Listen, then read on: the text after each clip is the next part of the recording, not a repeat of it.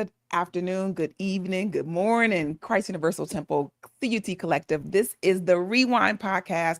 It's Reverend Sheree here. I'm so excited to be able to bring you a powerful experience where we're going to rewind on the lesson sermon from July 26th.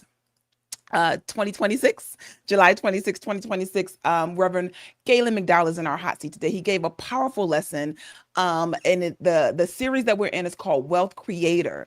The title of his lesson is From Invisible to Visible. We're going to talk about creating wealth. That's been the through line for this past month as we are looking at what's really relevant in our lives what's really relevant in our lives right now. This is a practical Christianity. And so I'm excited to bring, on behalf of Christ Universal Temple, a way for us to dive deeper into the lesson, because there's so much that you can get. And I do highly recommend that you watch the lesson in its entirety. I'm just going to pull some clips. We're going to rewind, have a conversation.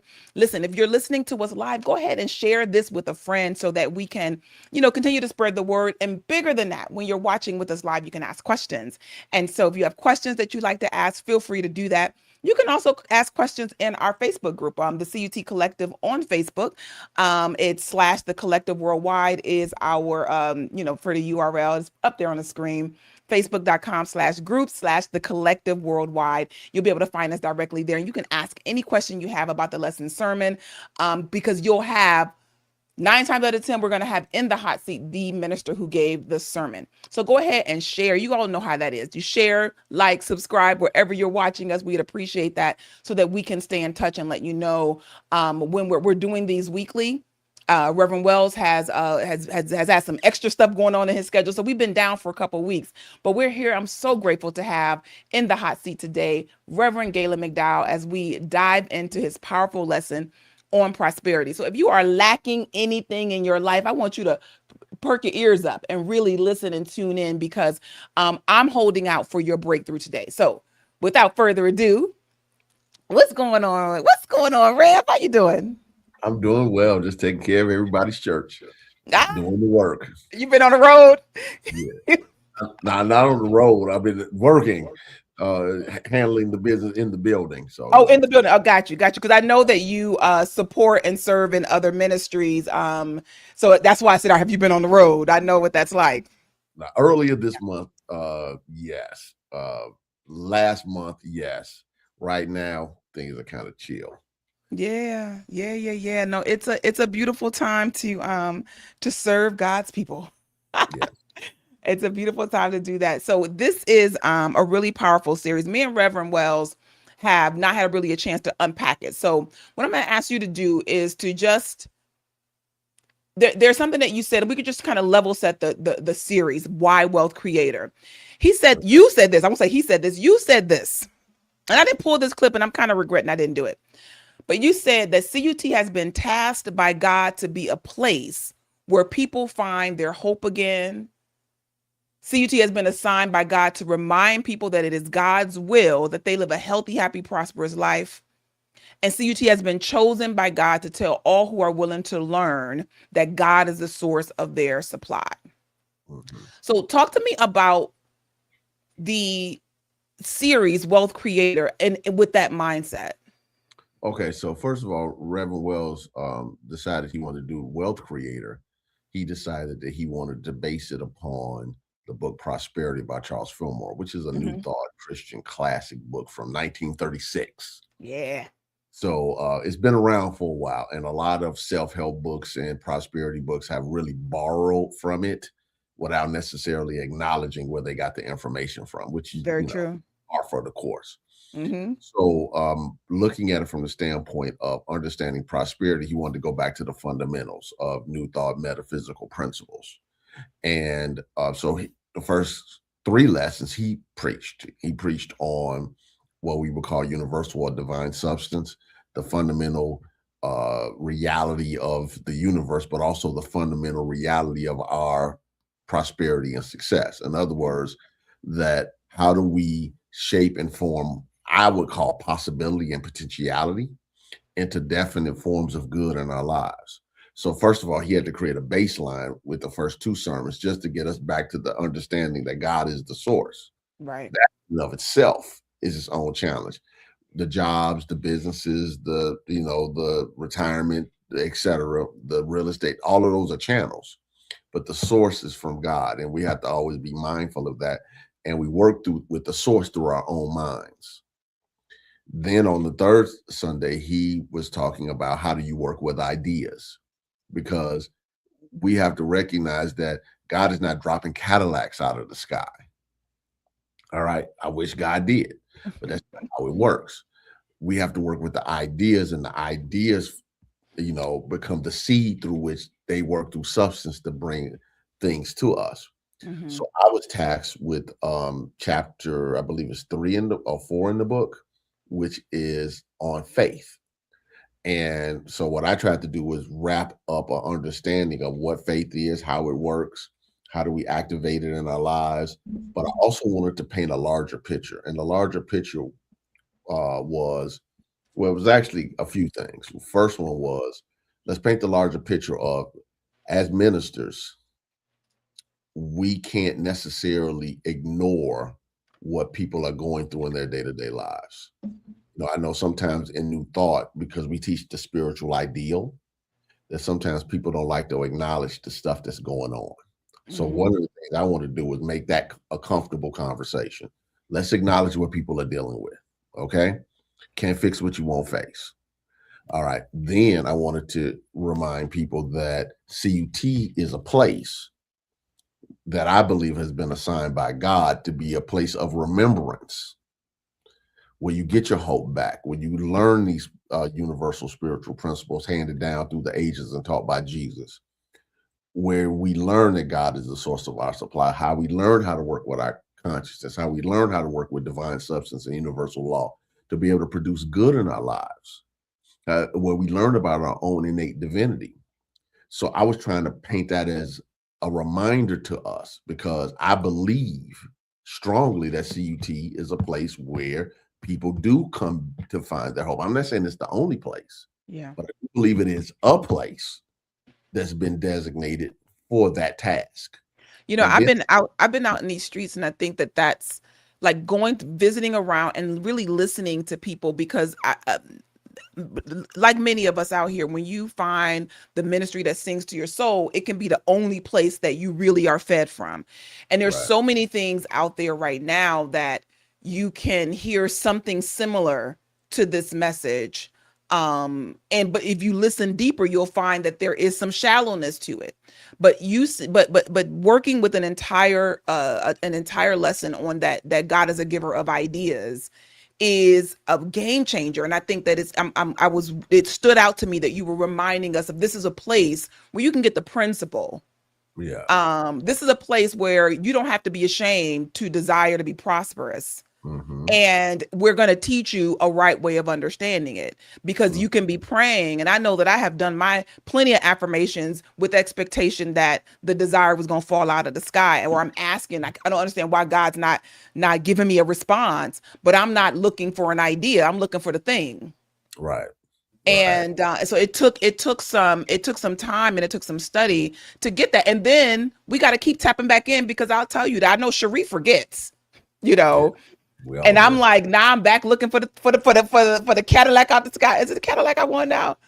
The Yeah, cards have whatever changed. it is, I'm just using that as Yeah, an yeah, example. yeah, Whatever yeah, the equivalent to that is, for some people, it's the man or the woman yeah, falling out of the sky, like yeah, you know, yeah. Or it's the better health falling out of the sky, and it's yeah, like, well, the here's house the falling thing. out of the sky. Yeah, Yeah, yeah. I definitely appreciated that. And then you said something else that I think needs to be heard if you haven't heard it today.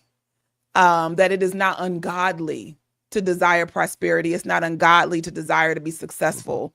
That I think that, there's been some misinterpretation of scriptures where the desire for more has been turned into a bad thing and been turned into a sin. right. Um, Talk to me a little bit about why it's not ungodly to desire to have more, be more, and do more. Well, I think that the impulse to grow is comes from God, and to be creative. It's a part of our creative nature. As we express more of our creativity, we're going to create opportunities for growth, opportunities for success, opportunities for prosperity. The reason why I address the ungodly part is because traditionally, when you start talking about money in the context of religion, there's been some misinterpretation, as you mentioned, of Hmm. scripture. For instance, the money is the root of all evil and things Yeah, of that yeah, nature. yeah. Blessed are the poor, without putting those things in context. So what I was seeking to do with that is to reframe that. I was also seeking to reframe it from our brothers and sisters that are part of that I would call the prosperity gospel preachers, that are fundamentalists, who borrow some of our teachings on prosperity, but in my opinion, don't teach the entire context. And I was trying to reframe that because they created a conversation that people are not necessarily comfortable with concerning Mm. church and money. So I was trying to reframe and say, no, it's not ungodly to want to go on a nice vacation, to want to be able to take care of you and your family. It's not ungodly to want to send your kids to nice schools. It's not ungodly to want better for yourself and others. It's not ungodly to want enough prosperity to be able to support the things that matter to you. Yeah, And just that conversation alone makes people stop and pause, yeah. because it's easy to get caught up with, the Bible says, and my preacher said. It's not really the Bible said, it's my preacher said. And Hmm. we have to reframe that for real. Because Yeah. here's the thing. That's why I brought up the scripture, the borrower is slave to the lender. Because what ends up happening is people are making very poor decisions solely based upon the fact that they don't have enough money. Hmm. Hmm. Very, and it creates an environment of desperation because you start making desperate choices out of the belief that, you said prosperity is your birthright and that you can claim prosperity through faith. And I don't want to jump ahead of myself, but that statement is so loaded. Like, you could really sit and work with that prosperity is my birthright and I claim it through faith, because oftentimes we claim our prosperity by what's showing up already. So I determine how prosperous I am by how much money is in my account, by my ability to get the things I need. But you said to claim it through faith. It's, Mhm. that's Yeah. that's different. Um, let me think. And, I think I might play a clip. Go ahead and say that. I think I'm gonna play a and I clip. wanted people to be active with it. I didn't want just people to Yeah. listen to it. Say it for yourself. Hmm. That was important. That was an important part of that sermon, that it was Yeah. interactive, Yeah. that people were engaged to be able to say, let me claim it for myself. Hmm. Because sometimes you can be so passive that you're just listening. Oh, this is great. Okay, but I want you to become active in this. Get Hmm. in the rhythm of it. Get in the flow of it, because we're trying to transform consciousness, and you have to be an active participant in the transformation of your consciousness. Yep. Yep. Yep. That is, I think, when we talk about the power of your word, right? That we can hear something and it can sound good, but putting it through your own power box and to say, to speak it out loud, it's one of the things that I encourage, especially when you're trying to break through negative thought patterns, is to speak the word of truth out loud, not just to say it in your mind where all of the other negative thoughts might be floating around, but it's to help break up that train, stop that train. Yes. Um, so this clip, I'm just gonna play it. I want to play it because we're talking about faith as it relates to creating wealth, right? Mhm. Faith as it relates to creating wealth. This is the Wealth Creator series, and so this clip, I believe, I bounced this one to the top because I really, one, I thought it was funny, and anytime I find some humor, I'm gonna put it out there. But also just the idea of not feeling guilty about desiring more and how it serves the greater good, because I think that sometimes the desire for prosperity can feel like a selfish goal. And I feel like you really gave us a way to think about this so that sounds as silly as it is, that it's Yeah. not selfish. All right, here we go. Here's the first clip. Okay. It's hard to be there financially for someone else when you can't be there for yourself financially. It's time for us to get back to modeling the prosperity CUT is known for. It's not ungodly to want enough money to take care of yourself and your family. It's not ungodly to want to go on nice vacations. It's not ungodly to want enough money to worship God in a beautiful facility. Do you agree? James Brown used to have a song my mama used to play when I was a kid. Talking loud, saying nothing. Let's stop talking loud and saying nothing when it comes to this prosperity, when it comes to this divine health, when it comes to this divine joy and love and peace and harmony and all this stuff that we talk about. So I actually did pull the clip. I did. I'm glad I did that because this one line from it that I think is really important to have is that we are modeling, right? So the way that, to me, the way that prosperity isn't, one of the ways it's not selfish is that you model this to say, as a child of God, Reverend Dell will always say, there's no respecter of person here. Like, God has no respecter of person. So if I can experience the true desires of my heart, so can you. And seeing someone bear witness, being able to bear witness to someone else's success is not for them. It's a reminder that the good can come through you too. Right. And that matters because sometimes people need to see God with skin on. Yes. And if they don't see the good being expressed, it's very difficult to believe that it's really possible. Yeah. We have to be mindful of it. We have to model it. Yeah. I think this, one of the things that, we have our Sunday services now are, structured in a way because we're broadcasting them, and there are little things that don't show well when you broadcast, right? Yeah. But one thing I can respect are just testimonies, right? Like having an opportunity for people to share testimonies. And when you get a powerful testimony where someone has applied the truth to the way that they think, speak, act, and react, and you see the outcome being different, it changes. Like, it's not somebody's highlight reel. They're showing you that I didn't believe one way, I wasn't behaving one way. I made a change. I renewed my mind.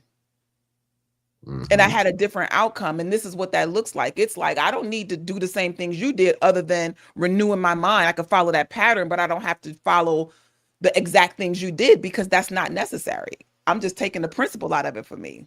I just need to know it's possible. Exactly. Possible. And that changes everything. Sometimes you can't say, I know I can do a thing. Yeah. You can say it's possible. And when you see someone else do it, and all of us have been there before. We don't like to have that ego moment, but sometimes we have that moment where we say, I know if he did it. I know if she did it. I know that I can do it. Sometimes, you can be spurred on just by saying, like, wait a minute. Yeah. And I'm gonna leave that there without that being misinterpreted. No, but it's not that it's not to denigrate anybody, but it is to say that, wait a minute, I know what I'm working with. I know what I'm gifted in. And I see someone who is standing up even in the development of their gift, because I think that that's where I used to get a little stopped, is that I thought I had to be perfect in order to start. Yeah. And when I see people working and perfecting themselves through the work, it's like, oh, I held my own self back, from taking action, because the first of most people's expression is not perfect. It's not their best yet because they're still getting better in the doing. And I just didn't give myself permission to do that. That used to be an old pattern I worked out of. Yeah. That's a good point. So talking about faith, right? So we're tying faith in. This is the clip that was going to be first, but tying faith into prosperity. I'm going to share this and then we can unpack it some. Sure. I see these comments. It was a great sermon, Rev. I'm getting some, I really liked it. Comments. I love it. That's good. It doesn't take faith to see what's already here and available. Faith is the assurance and conviction that what you see and hold on to in your mind will demonstrate in your everyday life. Faith is your ability to say yes to God. Faith is your ability to draw your good from the invisible to the visible. You activate your faith through your belief. This is why Jesus would ask people coming to him for a miracle if they believed. When you believe that God can prosper you, faith is activated and starts making the formless come into form. In the book Prosperity by Charles Fillmore, he gives a powerful definition of faith in the 3rd chapter. It reads, faith, the perceiving power of the mind, linked with the power to shape substance. So the first thing I think, and why I started the clip where I did is because I can't hear it enough that it doesn't take faith to see what's already there. Mm-hmm. Right. It's such a simple thing, but it's the magnitude of it is that when we think about what we have our faith in and it's in what we can see, right? Where we put all of our hopes and our dreams and our beliefs into what we can see, that we haven't really activated faith. Right.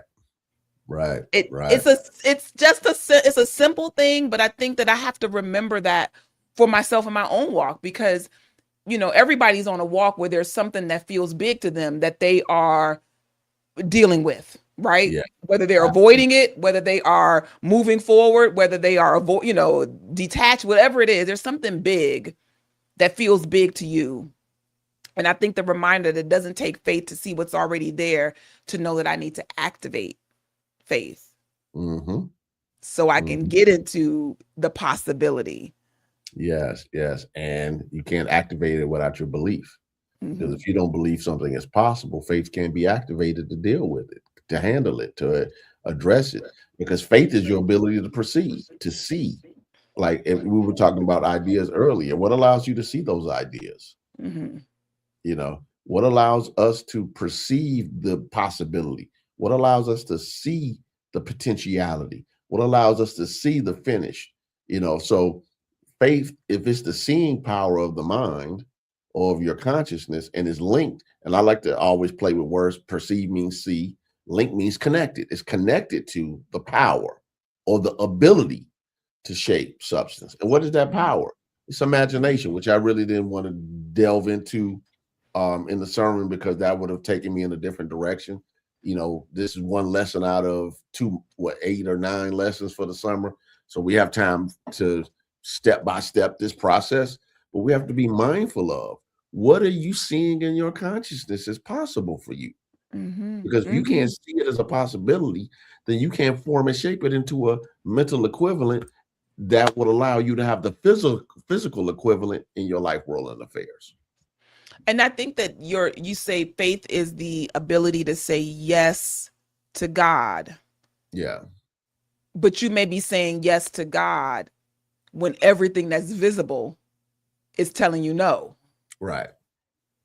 And so you talked about activating your faith. So you said belief is the activator. So how do you believe when everything around you is saying that it's not possible? Like everything that appears makes it look like this is too hard or too big. Well, not trying to throw shade at anyone, but when we look at regular everyday life, people believe a lot of stuff that they don't have proof of. Mm-hmm. They believe in conspiracy theories. Yeah. They believe in all type of fake news. They believe lying politicians. They believe in lying spouses, boyfriends, and girlfriends. We can wrap our brains around believing anything we want to believe because believe just means to accept as true. Right. That's all it means. It doesn't mean it is true. It just means we accept it as true. Okay. So if we can believe in all these erroneous things, even against all proof that tells us that we're wrong, and we still want to believe it, you still want to give him another chance. And what did Eddie Murphy say back in the day with the joke? Are you gonna believe me or your lying eyes? That's right. So to man was caught red-handed with the other woman. Are you gonna Uh-huh. believe me, or are you gonna believe your lying eyes? Eyes. And I use that just Classic. as a joke to be able to say we can believe anything we want to believe. All right. So the question comes into play is you play with the possibility. You can't always say, I know. You play with the possibility. Can I think a little bigger about this? Can I stretch myself to accept that this is a possibility that I can expect in my life? And as you start to stretch, I'm not saying I'm asking people to go from 0 to 10, but can you go from 0 to 2?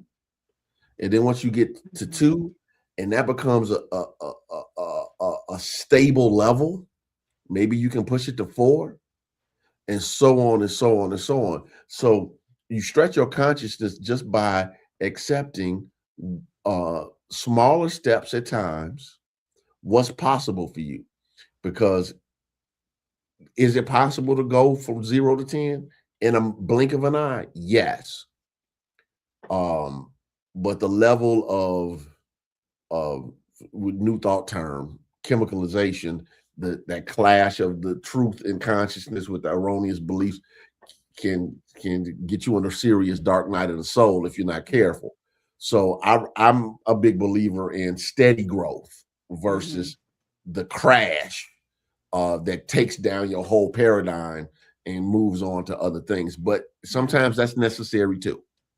Yeah, you made me think about it like literally like a sprinter, and you run in 100, and it's a short sprint, but it took them years and hours of training to be able to run that fast in that short amount of time. So that 1 to 10 is it's kind of like the overnight success that takes years to get to, right? It's not overnight. So it is, to me, it's worth working it.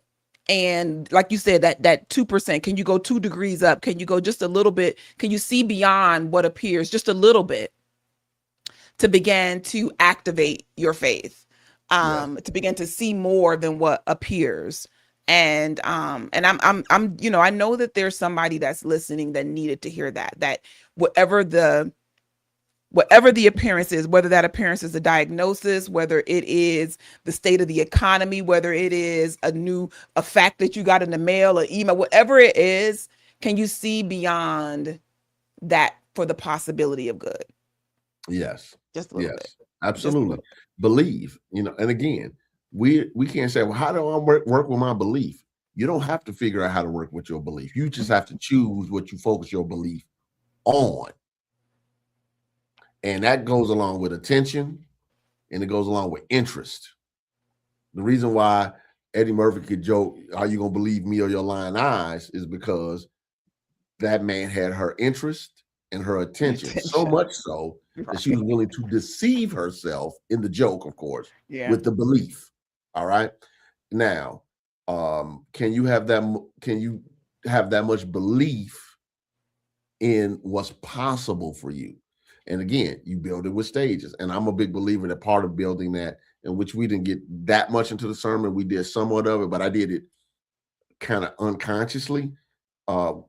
I didn't do it unconsciously. I made it kind of unconscious by giving steps to help people build that confidence. When you have good self-confidence, your belief in what's possible for you heightens. So you have to believe not only in a good and available God, that's the source of your supply, but you also have to believe in yourself as a proper conduit through which it can happen. Yeah. Yeah. That believing in yourself is, it's key. Because if you feel yourself to be an unworthy vessel for the good that you desire, so be it for you. Yeah. So be it for you. You talked about those steps. Oh, this didn't show up. So let me bring this down. I want to put the steps that you talked about: have faith in God, speak to the mountain, don't doubt in your heart, believe what you say will happen, and in prayer, believe that you already have it, so that you can give it. I'm not even sure that's what you said at the last one. Get it, not give it. Get it. Believe that you already have it so that you can get it. Give it works too, though. But it didn't seem like what you said. You got to get it real fast. You got to get it first to give it, though. To give it, absolutely. And I love when you break things down in steps, because there's a process to this, right? Sometimes it's like you don't have to catch the whole thing at one time. You can work a step. What does it mean to have faith in God? Mm-hmm. And I'm asking you that. What does it mean to have faith in God? Okay. Well, for me, first of all, it's pulling your attention from the things that your five senses are telling you are the quote unquote limitations of the sense world.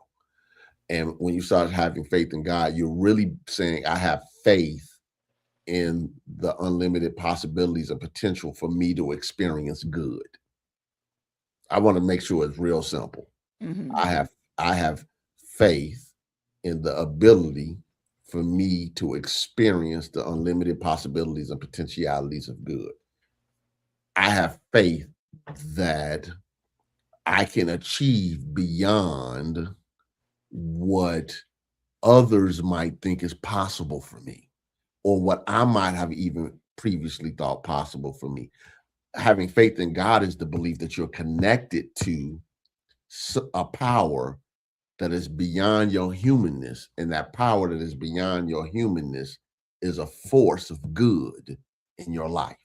Mm-hmm. Hopefully that's as simple. I It, can give you big gigantic metaphysical definitions, but I'm not really in that space right now. I really want people to really get what I'm saying. What I, and I yeah. and I think that the thing that when you even saying it simply, that's work. That having faith in God you may be on step one. Like, don't rush the steps is what I'm getting at. Yeah. Work on, like, I need to really work on my faith in God. I'm caught up in what I can see. Many of us have impressions that are coming at us stronger about what we can't be, do, and have versus what the possibility of God in us is. It's Yeah. why I emphasize the importance of spiritual community. We just at a family reunion, and we were talking about ministry and talking about the purpose of church, and people have different reasons why they tap into ministry. For me, and what I share with people is that you need to have impressions about the power and presence of God coming at you fiercely, consistently, Hmm. persistently, because there's so many other impressions coming at you as well. And so it's not even just a Sunday thing.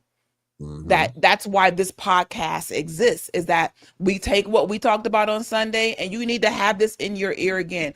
You've been doing a podcast for 50,000 years, Truth Transforms, because we need to have the Yeah. truth in our ears. We need to be able Yeah. to hear that more than what we tapping into in the news, or just tapping out of not wanting to deal with our lives. We Right. got to tap into the truth. Right. Absolutely. Absolutely. So I'm not going to harp on each step, but talk to me a little bit about speaking to the mountain. Well, Speak to the Mountain was interesting to me because, in the scripture that I used, which was Mark chapter 11, verses 20 through 23. 24, what I did was I took that scripture and I said, okay, what are the points that Jesus is teaching? Because we run through scripture sometimes so fast that we don't stop and think maybe each thing he said is a step. Mm-hmm. Okay, so when we got to speak to the mountain, what he said was basically, if you have faith in God, you can say to the mountain, be removed and cast into the sea. And if you don't doubt in your heart, da da da da da da da. So the speak to the mountain part was okay, I have a challenge. Am I speaking truth to the challenge? It reminds me of our brother, Reverend Dr. Michael Beckwith, who says, stop telling God about your big problem and start telling your problem about your big God. Yeah. Yeah. It's the same thing. Okay. Uh-huh. Because often we pray as I mentioned, and I made it kind of funny in the sermon to get people to laugh about it, but to think, we're praying just for the strength to deal with things, which is a good secondary way of handling things. But Jesus is telling us you can tell it to leave. Yes. Yeah. No, I heard that. I heard that loud and clear. It's like, are you limiting God even in your prayer? I Yeah. dare you to ask for what you really want. Yes. I dare, and I think about some weak prayers that I prayed, some weaker prayers that I prayed, limiting the power and presence of God. But if I also get that, one, having faith in God is a step I have to work. It's a muscle I have to keep building, because sometimes it is I'm this next clip I'm gonna talk about is about our capacity, right? Sometimes what you may be opening yourself up for, you don't have the capacity to receive. Mhm. You don't even have the listening ear to hear the idea Mhm. in order to do something with it. So this is the scripture that you're referencing is Mark 11:23-24. If I say to this mountain, be taken up and thrown into the sea, and if you do not doubt in your heart but believe that what you say will come to pass, it will be done for you. And so that was in alignment with step 2, which is speak to the mountain. And so if there is nothing else we're going to do, because I'm going to move to this next clip, but if it is working on faith in God, faith and possibility, right? That's what Rev gave us in the lesson sermon. I'm talking about from faith from invisible to visible, from July 26, 2026. You can find it at CU Temple on YouTube. Have faith in God. Second step was to speak to the mountain. And I believe that if you work those two Mhm. real good, right? Real good, that you can have a shift in your situation just from that. I know that I have a mountain to speak to. And I was reminded that, have you spoke to the mountain? Yeah. Like, you over here admiring the mountain, telling people the mountain, describing the mountain, Yeah. you know? But have Yeah. you spoke to the mountain and tell it what to do, to Yeah. tell it what it is, to tell it how big your God is? Yeah. Yeah. It makes a difference. We Mm. get mesmerized by the mountain, and we forget the power we have within ourselves. What is this? Jules said, speak truth to the power. I said, speaking the truth to whatever it is you have in power. Because I'm gonna flip what you just said. Speaking the truth to whatever figment of your imagination that you have empowered, whatever fear that you have given breath to, right? Speak the truth to it. Speak the truth to it. I got another clip. Okay. Okay, so this is talking about faith capacity. You would ask, what is your, well, I took the question, what is your faith capacity? Mhm. Because it's going from this idea of God as the source of my supply, the abundant, unending source of my supply, to how do I get it? Right? If Mhm. God is all that, then how does that relate to me and my prosperity? Because it's just like saying that, I know that Oprah's a billionaire, but what does that have to do with my bank account? Right? So God has it all. What does that have to do with what I have? I'm gonna play Absolutely. this and we'll go, because let me set this up, because I don't think I pulled the whole thing. So the illustration that you were giving was about plugging different watts of bulbs into a plug, right? And it's giving off A lamp. different bright of a lamp, right? Giving off different levels of light, different brightness. All right. So this is right after that. Okay. The lamp and the electricity coming from the outlet doesn't care what size the bulb is. God, as divine substance, doesn't care what size your consciousness is. It will fill up your capacity. God doesn't determine how much prosperity you have. Your faith capacity does. How much good can you believe you can experience and have? That's the question for you. How much good can you expect? Expectation is a form of prayer.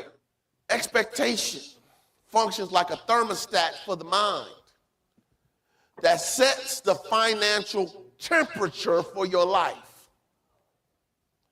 In other words, your expectations reflect your true, deep-seated beliefs about money and determines what you can achieve, experience, and even see.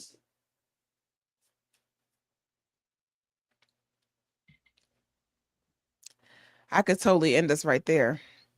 We can all go home, suck our thumbs, and think about that real good. Because the expectation is often the missing ingredient in our prayer experience. Yes. And you said it is a form of prayer. Talk to me how it's a form of prayer. It's a form of prayer because what you expect presents a different level of not only attitude but energy. Attitude Mhm. presents energy. We have energy with our attitude. You can look at a person, oh, look at that attitude. Look at that child with that attitude. It's energy that's being expressed, right? So when a person has an expectation, all right, they know, they have a sense of belief that this is supposed to happen. That means you're thinking a certain way, you're feeling a certain way, you're believing a certain way, you're talking a certain way, you're acting a certain way, you're reacting a certain way. Energetically, expectation creates alignment, which you're good. Now, when you don't have the expectation, that is a reflection of the belief somewhere that you're not connected to what you claim you're praying for. Mm-hmm. So prayer without expectation is impotent. There's no other way for me to say it. Prayer without expectation is impotent. It has no power. You don't really believe it's going to happen. You're just going through the motions of the words or what you think people have told you what you should say or what you think you should be saying about the situation. But prayer with expectation, because expectation is really your deep-seated beliefs.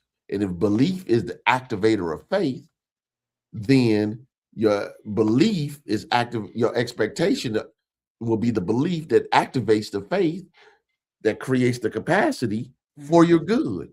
So it always comes back to belief. Yeah. And if you're praying without belief, which is what the Mark chapter with the Mark scripture was basically Jesus trying to tell people, then it's going to be fruitless anyway. Yeah. Hopefully that makes sense. No, it makes complete sense. But I think that also the faith capacity part is key to understand. And you said that if belief is the activator of faith, and I'm going to experience the light according to my capacity. So it's not that God is not giving me any good or I'm not getting enough. It's that what is my capacity? What do I believe is possible for me?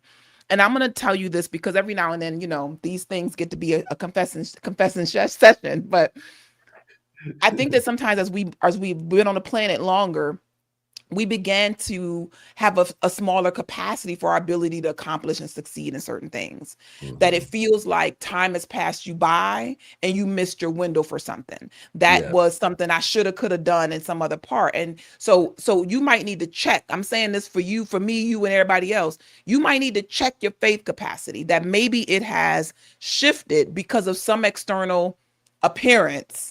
And the reason that things aren't shifting in your life is because you don't have the faith capacity for it anymore, right? Yeah. You've lost faith in your ability to be the conduit for that kind of light. Yes. It reminds me when I was years ago, I was taking this it used to be called Don Yoga back in the day. I think they call it body brain yoga. And it's not a commercial, by the way. I'm just talking about something that I was doing some years back. And this was like in the late 2000s, I believe, around that time, and 2009, 2010, maybe. I was taking this class and this guy came in. He was probably mid-60s. And he was about as immobile with back pain as anybody I'd ever seen. His wife had convinced him to take this class that hopefully he gets some relief. But this is what ended up happening in interacting with the instructor of the class. And the instructor was basically said to him, because he couldn't work. He was on massive painkillers, like narco level drugs, painkillers, could barely move. I mean, like the surgeries, all of that stuff. She's like, just come twice a day for a certain amount of time. You're not working anyway. Come to the morning class, come to the evening class. That guy and his belief activated the possibility that maybe I don't have to be in pain, which drove his actions, which activated the faith. Let me tell you, a month in, he was more flexible than me. And he got off of all of the medicine. Yes. Okay. Yes. Now picture if you take narco drugs, those are highly addictive. One, two, many times they put you to sleep, in which you can't drive, you can't. Right. It takes your life, Yeah. because Yeah. they're so powerful just to be able to get some level of pain relief. And he went from that in 1 month. But he picture going to a class, 2 classes a day, 7 days a week. So he took 30 days, twice a day, and then he would go home and do the exercises. That's when I say belief is the activator of faith. Was it solely the physical exercises that he was doing? Or what did his mind believe that it was possible, which not only activated his actions to move, but activated an inner life force with him that heals. Yes. Yes. Yes. Yes. And the same power that Yes. Yes. heals Yes. is the same power that prospers. Mm-hmm. Because there's only one power. Yes. Yes. Yes. Yes. I'm here for that. And I know that experience of having a goal that feels so far away Yeah. and cracking that space of I believe I can do it. Like Yeah. it is. I know that when I did do push-ups, right? I don't quite do burpees as much as I used to. I usually just go ahead and do push-ups instead. But in doing push-ups, one of the things that I recognize is that the more I focus on my form, and they can be tougher because I'm trying to do them with good form, but I can feel when it's like, I got 4 more in me. Yeah. And before it was like I could barely get to the number that I said I was going to do. And so it's literally, I could feel the possibility open up in me in the doing. This feeds into that, the last clip I'm going to play about that faith isn't lazy. I love that. I love that idea. Faith is not lazy. You're going to have to, with my favorite Robert Schuller quote from the Crystal Cathedral, don't just sit there. Yeah. Do something. And it's like that I never forget that quote, because faith isn't lazy. Faith isn't lazy. I've people have said in a few days that stuck out to them because they had never heard anybody say to them, faith isn't lazy. It's a different way of saying it, but it was a shock statement that I put in there to make people say, whoa, wait a minute. I said I have faith, but am I showing? Am I being lazy? Because faith isn't lazy. Yeah, but anyway, go ahead, play that. But I think that feeds into this idea that, like, if you think that you don't have to do anything, I think you still may be buying into the idea that the car is going to fall out of the sky, that somebody's going to come knocking on your door. And it's not to say that those things aren't possible. Yes. But if I'm just focused on that, all I got to do is sit here, and I don't have to develop myself. I don't have to prepare. I don't have to open myself up and increase my faith capacity. I don't have to do any of those things, but sit here and look at the sky. What do you believe? What power are you really waiting on? Are you hoping and hoping to get lucky? Yes. Faith isn't lazy. Here we go. That is written in the epistle of James, chapter 2, verse 17. So faith by itself, if it has no works, is dead. Faith requires you to move. Faith requires action. Faith requires inner and outer commitment. Let me make it plain, CUT. Faith isn't lazy. It's active.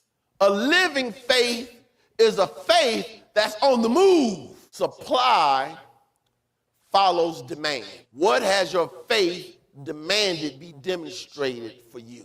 Have you made up your mind about what you are seeking to demonstrate in your life?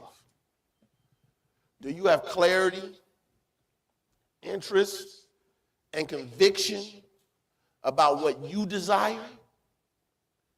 Do you have a clear picture for your good? Listen. That's good stuff. That was some good stuff. Faith isn't lazy. Let me just go. I don't want to put up the whole transcript of the whole clip, but this was a hot one. Remember, I'm pulling from July 26th, Christ Universal Temple at CU Temple. I usually do YouTube to find it, but you can also find it for some time on Facebook. At CU Temple is the Facebook page. Faith isn't lazy, it's active. A living faith is a faith that is on the move. One of the things that I say often now, because it reminds me of this principle that, life is the idea in the mind of God of activity, right? And so proof of life is activity.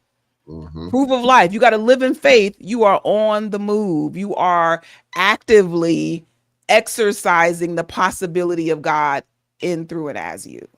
No. Faith is Yeah, the labor. that's where it's at. Yeah. And I think that that's one of the things that we have to be mindful of. Is if I say I'm a person of faith, I'm on the move. If we go back to metaphysical Bible interpretation, and we go back to one of the first, if not the first character that in our theology we say symbolizes or represents early stages of faith, we use Abram before it turns into Abraham. Mm-hmm. And what was Abram told to do? Go, leave the land of your father and go to the land I've promised you. All right. So faith should always be on the go. He wasn't the full development of faith. All right. He wasn't Abraham. He was, Abram. Abram had to evolve to Abraham. And this tells us at the early stages of our faith, we might not have fully developed faith, but we have enough faith to go and walk into the promise. That's the key. Faith to walk into the promise. And then as we grow, we can claim the promise. But you can't claim something you haven't walked into. Yeah. Go ahead, preach that sermon. Go ahead and preach that It'll be sermon. on Abram.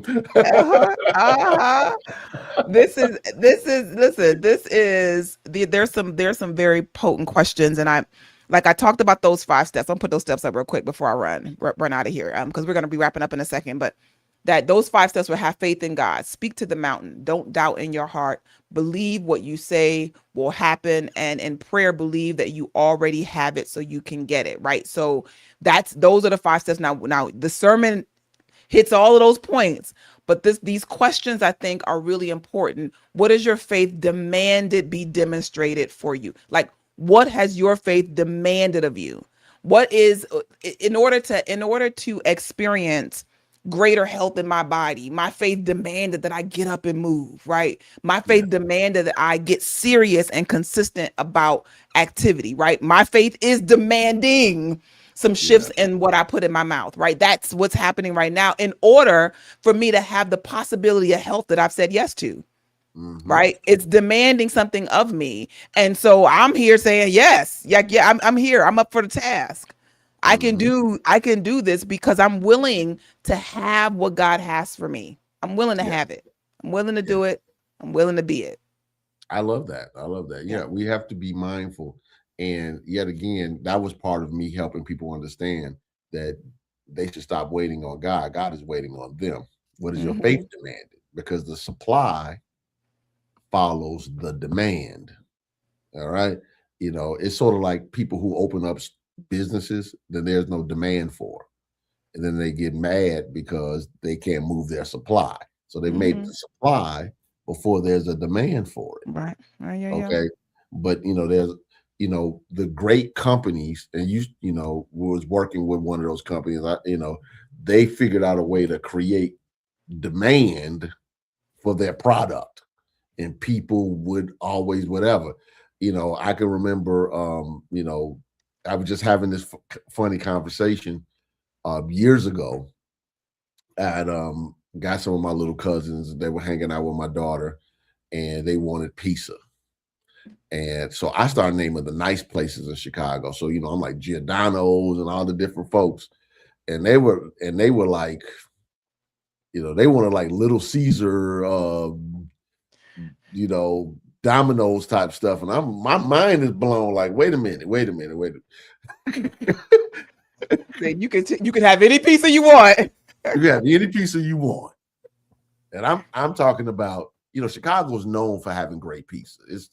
We have a reputation, not only deep dish but thin crust, because people think obviously the pizza deep dish, they think Chicago. Well, most people in Chicago eat thin crust pizza, and I'm saying like, I'm going to take you to any place you want to get the best pizza in Chicago. And they wanted the cheap fast food McDonald's version of pizza, and it blew my mind because but they're not seeing Giordano's commercials. Yeah. Yeah. They're not seeing beggars or whatever the other things that I said at the time. I don't remember what different piece of places I said at the time. They see the Little Caesars, they see the dominoes, they see the Ninja Turtles with the dominoes pieces. So marketing creates the demand. Now, here's the thing, Rev Sheree. The goal of the metaphysician is to market to your own mind. That's the key. Yeah. What are you doing when you're praying? What are you doing when you're visualizing? What are you doing when you're affirming? What are you doing when you have your treasure maps or your image books? What are you doing? You are marketing to your own mind.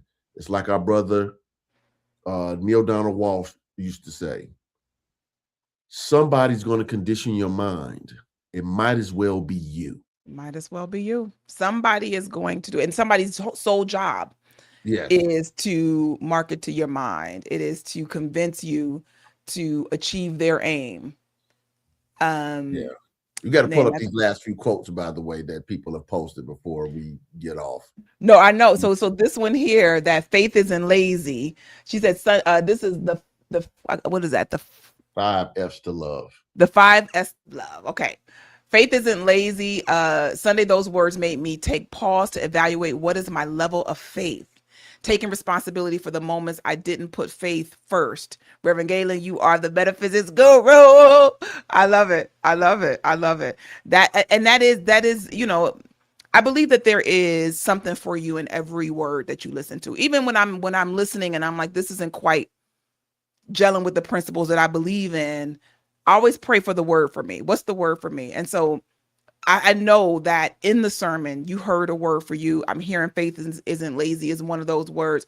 I got several words, and I trust that in this broadcast, you got a word, that there was something that was emphasized here that maybe you missed in the lesson sermon, or maybe something that was generated out of the conversation. But here is the reality, is that you got to activate, right, the lesson that you said yes to, the lesson that you heard. And so whatever you heard, put some intention behind doing it. Listen, I thought I had my message for the day, but then he goes and tells me that I'm supposed to market to my own mind. Nah, I gotta start over. I gotta start over. Now, talk about a sermon that'll preach. Yes.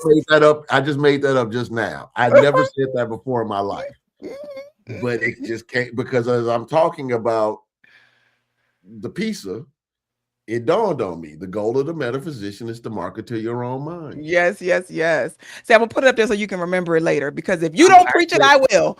I'm actually about to write that down now as we're talking. If you don't preach it, I know. I will let you have that one. But that's a powerful idea. It came through me. No, listen, I will attribute the quote to you. Don't get me wrong. It'll totally be the thing that Reverend Gaylon McDowell said on the Rewind podcast. Here's the word of the day. As long as you credit me, then you can use that. I can use it. Okay, good. See, it's how good friends can be to you. Yeah. I'm really, really grateful for this conversation. I think that that the important thing that I get out of being affiliated with this ministry, right? I mean, I'm talking about Christ Universal Temple. I'm talking about the Greater Universal Foundation for Better Living. I'm talking about New Thought, especially, is that this is about practically changing your life using these principles. And, you know, I think that a habit pattern and my embedded theology was that you were waiting on God to do something for you that you couldn't, that couldn't be done through you. And that tendency shows itself every now and then. So I'm grateful for this lesson reminding me that I have to activate my faith to believe it. And I know that you all got something out of it. It was it doesn't work unless you work it is another quote that came out of here. Belief in yourself as a proper conduit through which it can happen. Like that's a key. Thank you for putting that out there, April. Like that's a key, that you have to be the conduit for this good to come through. And so I'm grateful for each and every one of you. Those who have tapped in here live, thank you so much for your energy. I can feel it. We'll be back next week. I'm actually not sure who's up next week. Is Reverend Wells back up? Or are you preaching again? Oh no, Reverend Wells is back up. You know, we have the outdoor event. So if you're in the Chicagoland area after services from 10:30 to 12, and Reverend Wells is going to be picking up the next lesson on the from the book Prosperity. Forgot the name of what he's preaching this Sunday. I'm not going to sit up there and try to recreate it in my mind, but he'll be picking up whatever the next lesson is, and then we're going to have a fun from 12 to 3. We have tents, chairs, music, free food, stuff for the kids to do video game trucks, inflatables for them to bounce around in, face paint. We're going to have line dancing, etc. We're going to have a good time, so, we're going to have chairs, but if you want to come out and hang out, bring a lawn chair just in case. And we can relax, have fun, enjoy some good music, and enjoy some safe, fun fellowship and family time. So, Where will this fun be taking place? Christ Universal Temple, 11901 South Ashland Avenue, Chicago, Illinois, 60643. Right in our parking lot. We'll have all of it set up to be able to have fun. And then you can come up, and if you have questions about my sermon from last Sunday, you can come up and ask me. I'm really friendly, so you can ask me. And I love to talk about New Thought Christian metaphysics. So I'm always open to those conversations. So we can do what we got to do, and go from there. You see what's fun to Rev? He said, "Come to this party, and then we could talk about these principles again." I used to have to stop myself. I used to walk around with like just books in my car just to talk about just random stuff. I was showing up, I'd be somewhere and somebody bring up something about Bible, and I show up with this book about Aramaic and Hebrew words and whatever. This Bible scholar that does Hebrew and Aramaic work said that, and this would I had to pull myself back. I used to go to picnics when I first got into New Thought. I was so engrossed. Until one of my relatives said something, I was like literally watching my younger relatives. They were playing softball, throwing the football, and I was under the tree with a pamphlet reading. In this, what barbecue was happening and all that, and it was like, because I'm fascinated with growth.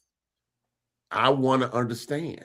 Yes. And so for me, the study of this and how can you prove it is fascinating to me. Yeah. Absolutely fascinating. And the thing about it is, when you're excited about something, when you're passionate about something, when you're fascinated about something, it's no longer work. Yeah. It's play. Yeah. And I've learned through my childhood that the things that I played doing consistently, those were the things I got good at the quickest. Yeah. Playing basketball with my friends, playing softball and strike out with my friends, playing football, playing whatever, the things that were a part of our play. We would go and shovel the snow off the basketball court and play in the winter in our boots and our gloves. Yeah. But Just to play. but it was play. Yeah. Yeah. This is why I love Florence Scovel Shinn's title of her book, The Game of Life. And how to play it. Mm-hmm. Mm-hmm. I think We it's a don't look at it powerful that way reminder. because it's so serious. It is. That's how it's the era of fun right now. You should be having fun with this thing. And if it's fun for you to sit under the tree while people are playing ball and read a book, do what's fun. And if you grew from that, that's the bigger thing. Like I'm remembering things that when I first was introduced to New Thought, that enthusiasm carried me, and I did different things. I used to transcribe sermons. I used to do a lot of things that helped me I enjoy doing it, right? And that work, my mind was shifting. It's like, pick up some of those things, get excited about your transformation, get interested in, the desire of your heart again. All right, I'm gonna wrap us up. I still every once in a while will listen to the very first sermon I heard that my mom let me hear while she was cooking and said, put this in your radio while I'm cooking. It was Les Brown, August 1992, The Courage to Live Your Dreams, Part 2, and he was talking about Samson and Delilah. Because I love it. Because the passion of that lesson triggered something in me. It awakened, that's a better term. It awakened something in me. And I'm hoping that through the work that I do, that I'm doing the same for others. Yeah. That not only is it inspiring to you, but it's awakening something in you that will not just, what's the word I want to use, inform you, but it will transform you. Mm-hmm. Thank you, God, for this experience we're having to get today. I know the Holy Spirit is moving and revealing to us exactly what we needed to know so that Yeah. we can grow and do and be all that we're designed to be. Thank you for your contribution to that, Reverend Gaylon. Thank you for those who are tapped in here, those who will be listening on. We appreciate you. Go ahead and let your faith be active. Don't be lazy. If somebody Uh, asks, where do you find these recordings? You would have to I contact the CUT bookstore. And Women for what? Recording. So somebody asked, recordings. I'm assuming, I don't know, you're talking about my Yeah. sermon. My sermon is on YouTube. If you're talking about stuff I used to listen to, like with the Les Brown stuff, that you would have to contact the Christ Universal Temple bookstore for that. Call the church. Because that was a sermon that he did at the church. You're saying, Yeah, okay. yeah, that's All right. So, but while we're on the subject of the Les Brown, she's saying, okay, so that was yeah. right. But while we're on the subject of where do you get the recordings, you guys know you can always find the podcast at CU Temple on YouTube. We also have a playlist for the podcast, so you can always dip back in there. So Sandra, yeah, that sermon, that's in the archives. But yeah, check into that and see that if you call the office, we can make sure that that's something that that It is might take some explored. time because some of that stuff is on DAP, some of that stuff is on cassette, and it takes real time to transfer those things over. So we've been doing that, but we have so large of a catalog, and that's real time recording those things over to digital formats that it does take time. So just FYI. But check and Like see, because I know literally some of that work get had the been old done. DAT. Yeah, I like remember that. I remember that. So we'll be back with more Wealth Creator next week with Reverend Derek B. Wells. And I'm excited about continuing this. If you've missed the series, if you're just tapping in because you saw that we were live, know that you can go back and listen to you can catch the first two of the series on YouTube at CU Temple. Go ahead, Rev. And I want to make sure that I emphasize that I give homework, and I gave a homework. One was the mastermind prayer, which for those that are watching online, you can go to the website, cutemple.org, and download, work with it, get some prayer partner or prayer partners. If you don't, call the Christ Universal Temple Prayer Ministry, 773-568-1717. Work with the mastermind prayer. I also talked about reading the book of Proverbs over a certain amount of time. I gave several homework steps. They're not in front of my brain right now. Go back and listen to them. But this mastermind prayer is super important that you audibly affirm it every morning, every evening for the rest of the year, because we're talking about a consciousness transformation tool. You have to become active in your own rescue. And we gave nice handouts, obviously, to the people who came to the church. But people might say, hey, I don't have I'm not in Chicago. Guess what? You can download it right on your own computer, phone, tablet, whatever. You can print it out, however you need to do it, but do the homework. That's how your faith gets active. Yes. Okay. Yes. All right. Yes. Thank you for that. I just put the link in our YouTube chat and it's up on the screen right now. But if you go to cutemple.org, you'll see the link to it on that list at the very top of the page. Yes. Thank you all for being here. I trust that you're going to have the most beautiful, love-filled, and joyful day. We'll be back next week with more of The Rewind. God bless. God bless you all.